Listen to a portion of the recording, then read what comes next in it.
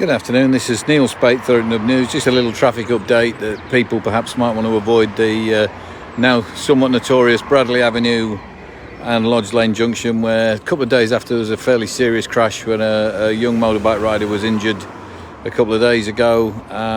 There's been another, I believe it's a 3-vehicle incident on this crossing. I understand no one's hurt, and you can see from where I'm taking the picture, we're not showing the identity of the car that's been most seriously damaged. Police are on scene, as you can see.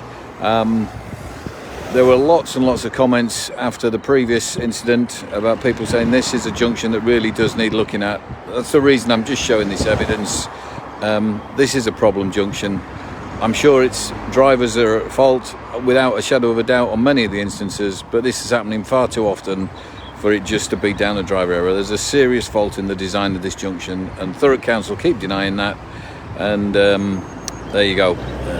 One day there may be a really serious accident, which we hope doesn't happen, and then they might have to change their mind. This is Neil Spate, the junction of Bradleigh Avenue and Lodge Lane in Grays. It's 5:10. This should be cleared away fairly swiftly. It's not causing too much of a problem at the moment.